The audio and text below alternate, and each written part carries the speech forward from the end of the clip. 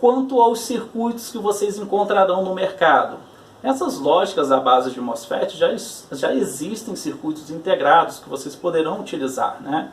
Um deles, né, dessa família que vocês podem encontrar no mercado, é a série 40XX, que ela pode trabalhar de 3 volts até 15 volts, e a família 40XXB, que pode trabalhar de 3 a 18 volts. E aí, se você pegar o datasheet deste componente, você vai ver as regiões de trabalho e qual é o comportamento deste componente. Exemplo, a sua saída, o nível lógico 0, varia ali de 0 volt até 0,5 volt, e o nível lógico 1 variando ali de VDD e menos 0,5 volts. Exemplo, se a sua alimentação VDD for de 5 volts, a sua saída de nível lógico 1 vai ficar próxima ali dos 4,5 volts, tá ok? O nível intermediário, né, que é aquele indeterminado, você não vai considerar como uma saída lógica. E as entradas do seu circuito? Bem, até 30% do seu VDD como entrada você vai considerar nível lógico 0. Acima de 70% você vai considerar como nível lógico 1 a sua entrada. Agora, um sinal que fica entre 30% e 70%, você vai considerar como nível lógico de entrada indeterminado.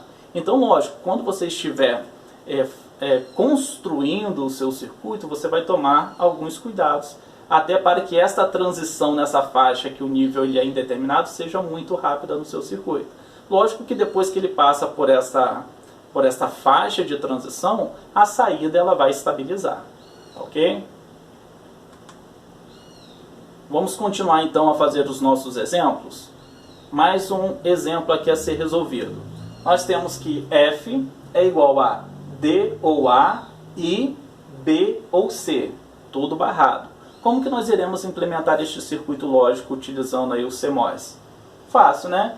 D ou, então o D, utilizando o MOSFET do tipo N, ele vai ficar em paralelo com todo o restante do circuito, que é A em série com B ou C. B e C em paralelo. Então, A em série com B ou C. Este é o bloco pull-down, que eu acabei de construir. E o bloco pull-up, que eu irei construir, vou utilizar o De Morgan. Utilizando o De Morgan, tomem cuidado nas prioridades, tá? Nas prioridades de operações que vocês irão realizar. D, né, vai virar aqui E, D barrado, I. Aí abro um parênteses. A ou, abro novamente parênteses, B barrado e C barrado. Fecha parênteses, fecha parênteses. Então eu tenho D e I. Então o D ele vai estar em série. Só lembrando para vocês, o D ali é barrado, ok? D barrado vai estar em série. Com quem? Com A ou, então A em paralelo com quem? A barrado em paralelo com quem? B barrado e C barrado, ok? Só lembrando para vocês que, né, as minhas entradas barradas correspondem à implementação através do PMOS, o MOSFET do tipo P.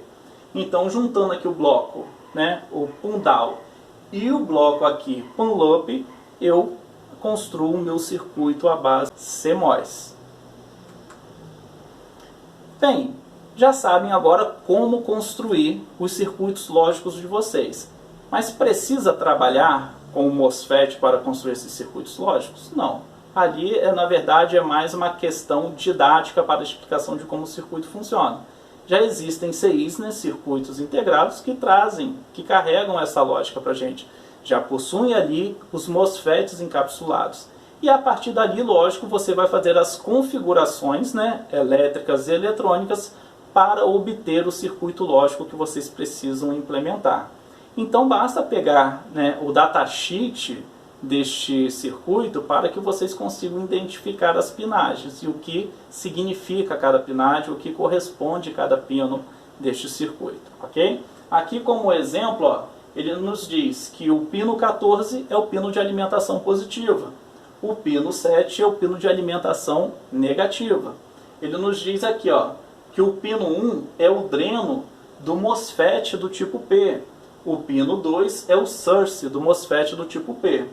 E o pino 3? Quem é o pino 3? O pino 3 é a entrada, É a entrada que está ligado ao gate, tanto do MOSFET do tipo P, quanto esse MOSFET do tipo N, que também está encapsulado. E aí ele continua, olha, o source no MOSFET do tipo N é o pino 4, o dreno do MOSFET do tipo N é o pino 5. E assim por diante ele vai descrevendo o CI, ok? Mas afinal de contas, e se a gente precisar implementar o circuito, como nós faríamos? Exemplo bem simples, eu preciso implementar uma lógica NOT, eu preciso implementar uma inversora de sinal, uma lógica inversora de sinal. E aqui ó, nós temos um exemplo, como que eu posso implementar? Pino 14, VDD, alimentação positiva. Pino 7, alimentação negativa. A minha entrada vai ficar no pino 6. E a minha saída, eu vou fazer uma ligação entre os pinos 13 e o pino 8, que eu terei como saída no meu CI. Então nós veremos aqui, nós iremos identificar ó, pino 14, alimentação positiva, o pino 7, alimentação negativa, está aqui, o pino 6 é a entrada do meu circuito, lógico, e a minha saída, eu vou pegar o pino 13 e o pino 8, ó, pino 13 está aqui, pino 8, vou ligar esses dois pinos e na junção desses dois pinos eu tenho a saída inversora do meu circuito, ok? Ah, Edson, eu poderia construir mais de um circuito inversor com o mesmo CI? Sim. Se você tiver MOSFET sobrando, você pode construir. E ele dá um exemplo aqui de utilização de mais 2 circuitos inversores utilizando o mesmo CI, ok?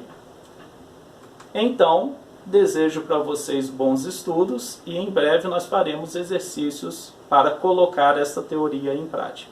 Até mais!